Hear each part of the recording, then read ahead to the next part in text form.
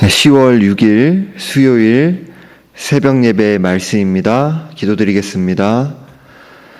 하나님 아버지, 주님께서 우리의 생명과 호흡을 주관하시고 우리의 삶을 붙드셔서 오늘도 예배 드릴 수 있는 한날을 허락해 주심에 감사드립니다.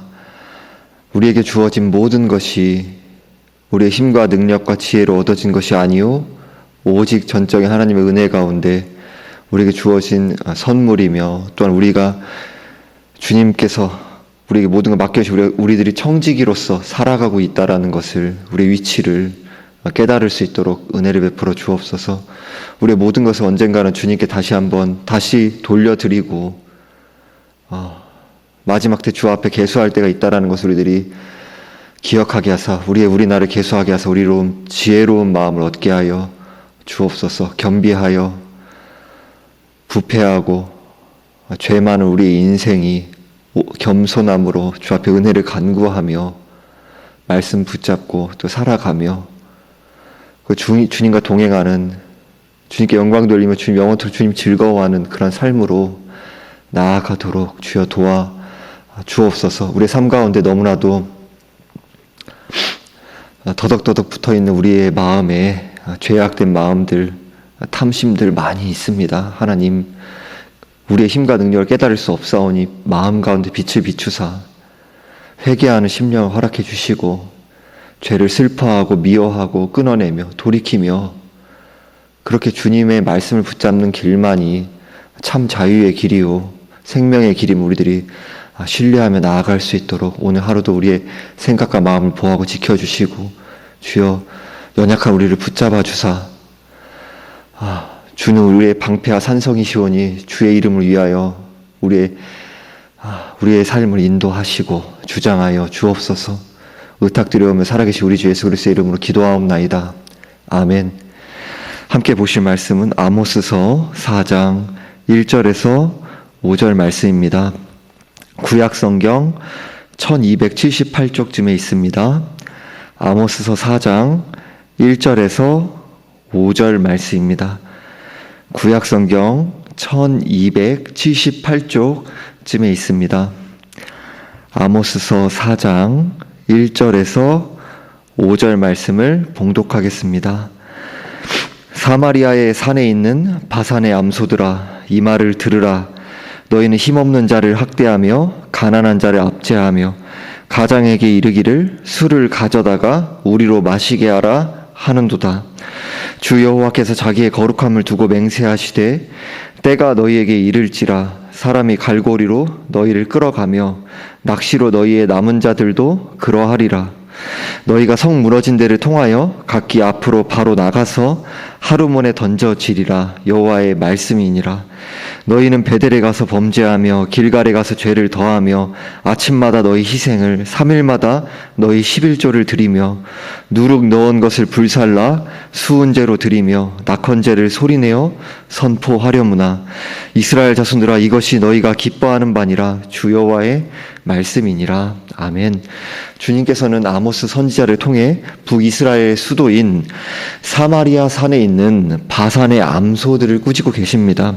바산은 아주 비옥한 목초지입니다. 여기에서 암소라는 비유는 이 중에서도 여성들을 가리킨다라는 것을 알 수 있습니다. 이들에 대해 너희는 힘없는 자들을 학대하며 가난한 자를 압제한다라고 말씀합니다. 여기서 학대한다라는 말씀은 원문으로 보면 누른다라는 뜻을 가지고 있습니다. 또한 압제한다라는 말씀은 원문으로 볼 때 부순다라는 뜻을 가지고 있습니다. 게다가 가장들에게 이르기를 술을 가져다가 우리로 마시게 하라라고 말씀합니다. 여기에서 가장이란 원문으로 주인들이란 뜻을 가지는데요. 즉 재밌게도 소가 주인들에게 명령하는 그런 모습으로 풍자하고 있는 것입니다. 여기서 바산의 암소가 뜻하는 것은 고관들의 부인들인데요. 고관들의 부인들이 남편들인 지도자들이 악을 행하도록 충동하고 있는 모습을 보여줍니다. 마치 침상에서 소위 베갯머리 송사처럼 남편을 조종하는 모습을 보여줍니다. 가난한 사람은 보호의 대상이 되어야 하지만 힘없는 자를 누르고 가난한 자를 부수는 일을 통해 힘없는 사람들을 착취하는 모습을 보여줍니다. 이들이 세상적인 일에 빠진 모습을 마치 술에 취한 모습으로 비유하며 우리로 마시게 하라라고 말씀합니다. 즉 가정의 지도자들이 지도자의 역할을 하지 않고 있는 모습을 보여줍니다. 가정의 지도자는 가정을 잘 돌보고 바른 가치관으로 진리 위에 가정을 세워가야 합니다. 부모인 우리들은 자녀들을 하나님 나라의 가치관으로 양육해야 합니다. 하나님께서 가정을 허락하신 이유는 궁극적으로 하나님 나라의 사명과 하나님의 영광을 위해서입니다. 이를 위해 부부가 하나님 나라의 가치관으로 한마음 한뜻이 되어야 합니다. 주님께서는 이들에 대해 심판의 말씀을 하십니다. 2절에서 주 여호와께서는 자신의 대표적 성품인 거룩함을 두고 맹세하십니다. 거룩하신 하나님께서 죄악을 반드시 심판하시겠다는 의지를 보여주고 계십니다.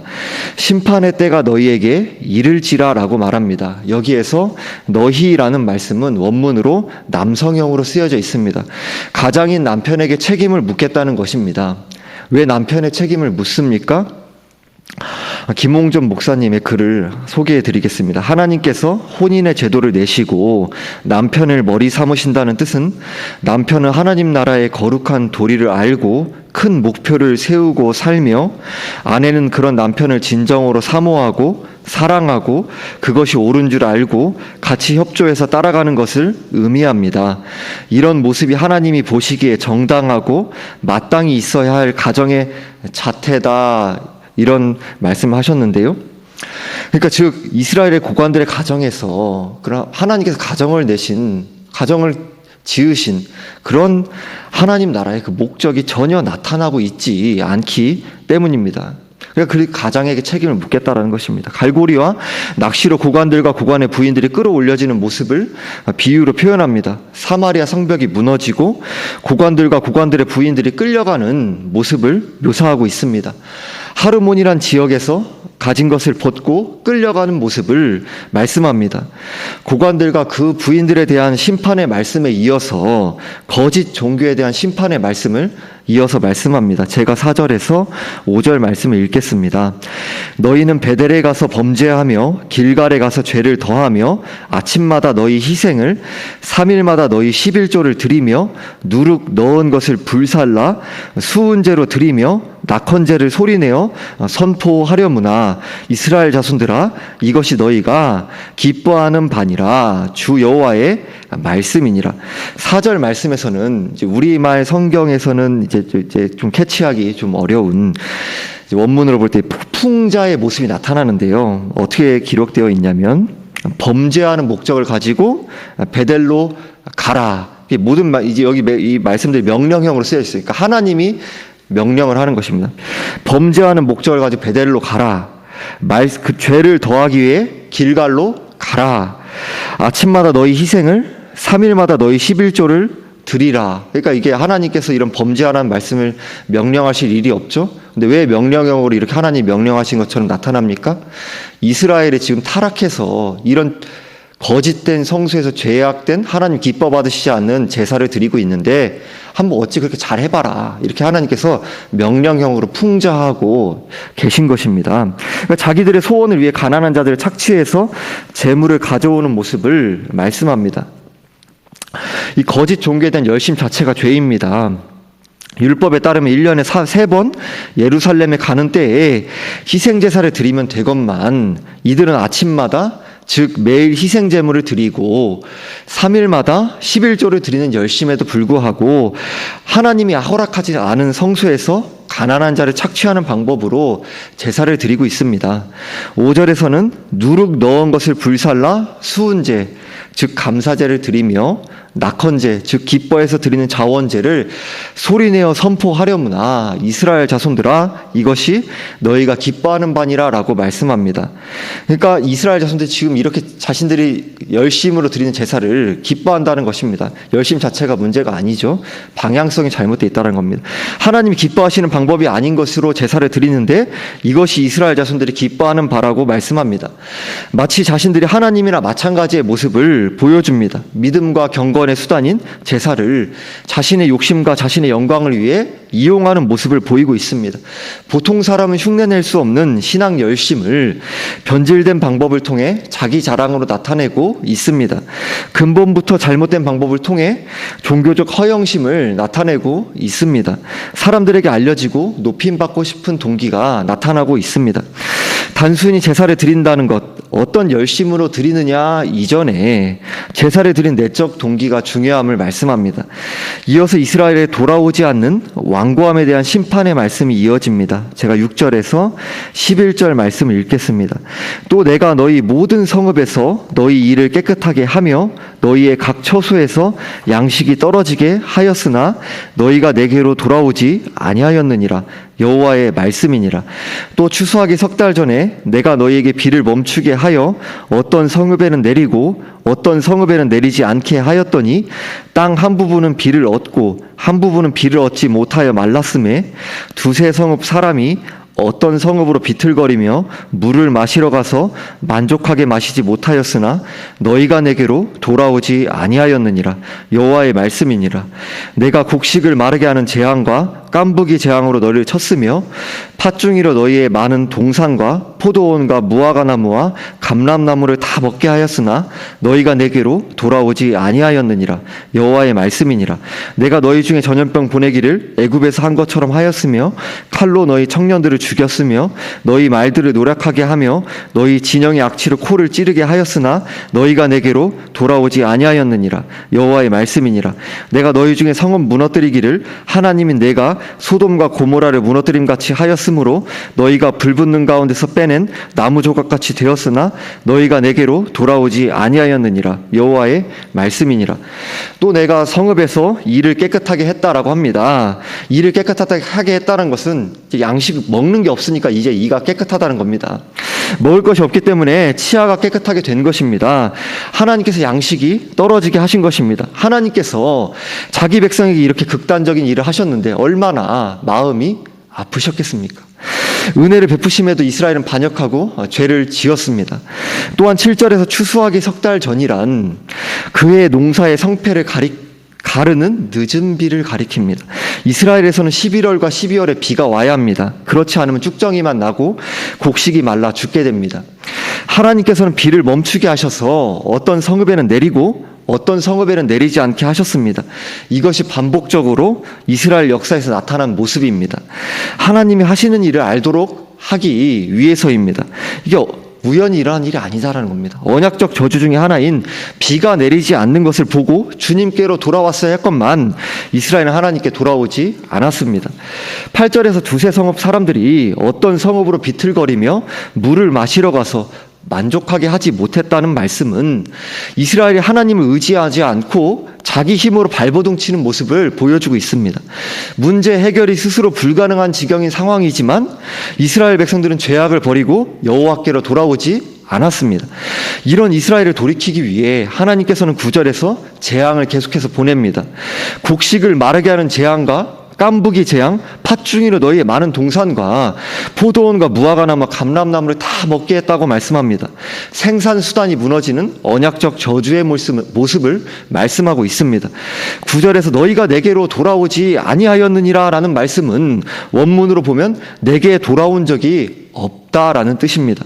이스라엘이 죄가 죄인 줄도 모르거나 알아도 죄를 고집스럽게 붙잡고 있는 상황을 보여줍니다. 10절에서는 내가 너희 중에 전염병 보내기를 애굽에서 한 것처럼 했다라고 말씀합니다. 모세 때 이집트에 내린 10가지 재앙 중에 하나인 전염병 재앙을 언급합니다. 이스라엘이 애굽처럼 되어버렸기 때문입니다. 이스라엘이 하나님 백성의 독특성을 잃어버렸습니다. 또한 칼로 너희 청년들을 죽였다라고 말씀합니다. 이집트에서의 마지막 재앙인 장자를 죽이는 재앙을 생각나게 합니다. 너희 말들을 노력하게 하며 너희 진영의 악취로 코를 찌르게 했다라고 합니다. 10가지 재앙 중 개구리 재앙, 그 개구리가 죽어서 썩은 악취가 나는 그것을 생각나게 하는 말씀입니다.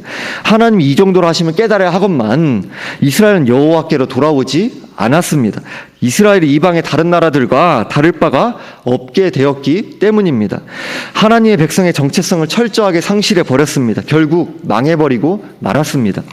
11절에서는 너희 중에 성은 무너뜨리기를 소돔과 고모라를 무너뜨림과 같이 하였으므로 너희가 불붙는 가운데서 빼낸 나무 조각같이 되었다고 말씀합니다.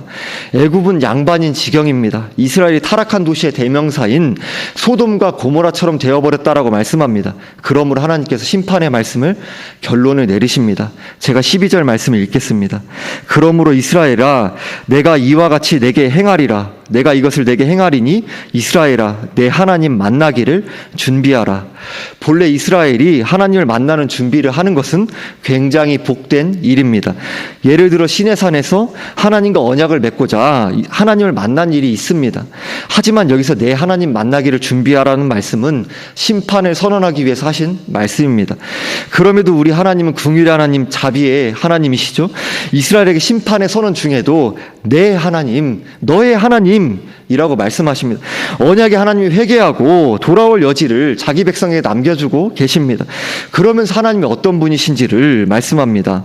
13절을 제가 읽겠습니다. 보라 산들을 지으며 바람을 창조하며 자기 뜻을 사람에게 보이며 아침을 어둡게 하며 땅의 높은 데를 밟는 이는 그의 이름이 만군의 하나님 여호와시니라. 산들을 지으신 분이 누구십니까? 바람을 창조하신 분이 누구십니까? 창조주인 하나님이십니다. 자기 뜻을 사람에게 보이시며 아침을 어둡게 하며 땅의 높은 데를 밟는 전능하신 창조주 하나님을 말씀하고 있습니다. 이스라엘에 따른 우상과 죄악들과 비교할 수조차 없는 하나님의 크고 위대하심을 고백하고 있습니다. 오늘 말씀이 우리에게 주는 의미는 무엇입니까? 먼저 바산의 암소에 대한 풍자의 말씀을 통해 우리들이 특히 지도자로서 가정을 잘 이끌어야 할 의무가 있다라는 사실을 살펴보았습니다. 우리 가정이 하나님 나라의 소명을 놓고 같은 길을 가야 하는 진리를 마음에 깊이 새겨야 합니다. 나는 자녀들에게 세속적인 지혜를 가르치는 데 우선순위를 두고 있는가? 하나님 말씀에 모든 것을 맡겨야 된다는 것을 최우선적으로 가르치고 있는가?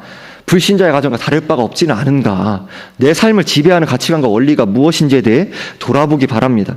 세상의 정신인가? 말씀인가? 세상의 정신을 따라 살아가면 반드시 타락한 삶으로 이어진다라는 것을 기억해야 합니다. 정욕과 탐심을 성령을 의지하여 죽여나갈 수 있는 그 은혜를 오늘도 간구해야 합니다. 또한 우리들의 마음에 이스라엘 백성들과 같은 죄악된 완고함이 있지는 않은지 돌아보아야 합니다. 내 삶에는 애굽의 삶, 소돔의 삶, 고모라의 삶과 같은 모습들이 있지는 않은가 돌아보아야 합니다. 하나님께서 나의 삶의 모습을 보고 심판으로 오시며 내 하나님 만나기를 준비하라 라는 말씀을 들을 만한 완고함이 나의 삶 속에 있지는 않은지 돌아보아야 합니다. 마지막으로 우리들은 하나님의 마음을 알고 있습니다.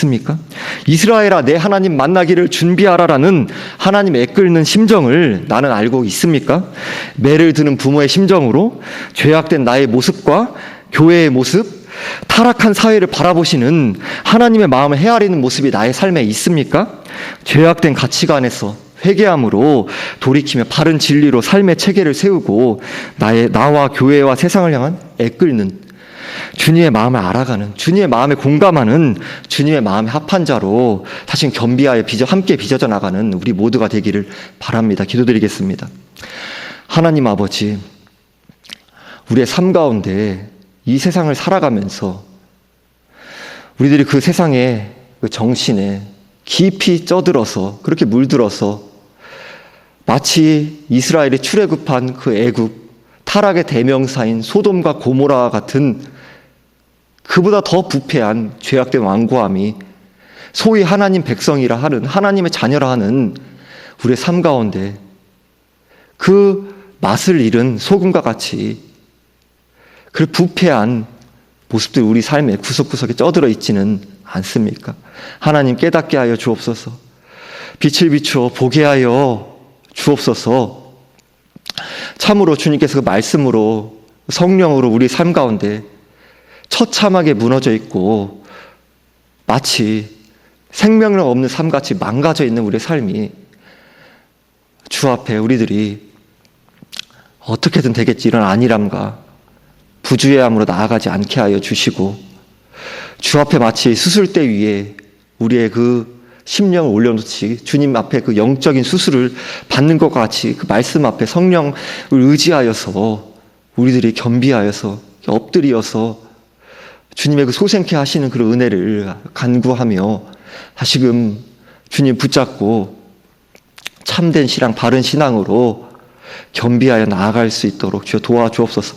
마치 매를 드는 부모님의 마음과 같이 그 징계하시는 자기 자녀를 사랑하기에 망가져가는 모습을 그냥 볼 수 없어 징계하시는, 마치 우리 부모가 자녀를 꾸짖을 수밖에 없는 그런 완고함과 고집함이 우리 삶의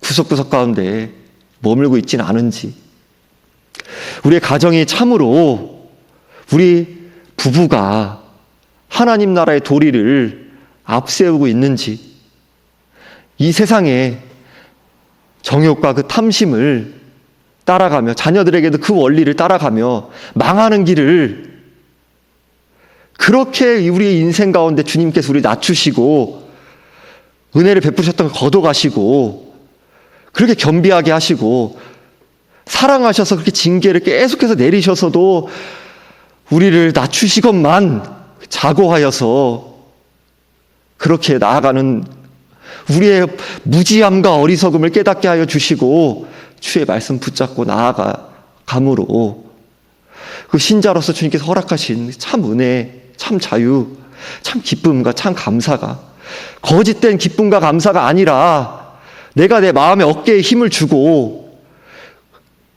그냥 세상적으로 잘 나가니까 세상 사람들도 가지고 있는 그런 기쁨과 감사가 아니라 신자로서 세상이 줄 수도 알 수 없는 그 평강과 기쁨으로 말씀을 붙잡고 나아갈 수 있도록 주여, 자고함으로 그렇게 고개를 뻣뻣이 들고 나아가는 것이 아니라 주님께서 주신 그 은혜 안에서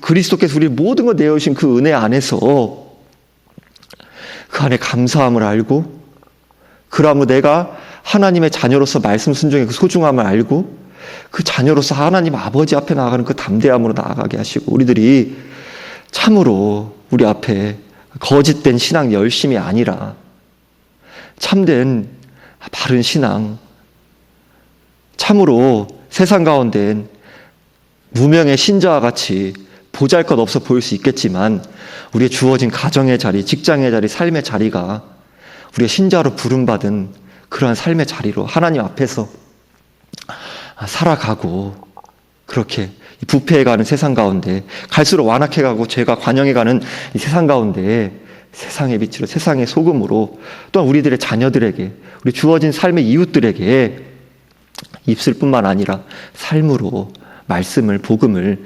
증거하는 우리들이 될 수 있도록 연약한 우리 인생 가운데 주여 깨닫게 하여 주시고 인도하여 주옵소서. 의지하옵고 살아계신 우리 주 예수 그리스도의 이름으로 기도하옵나이다. 아멘.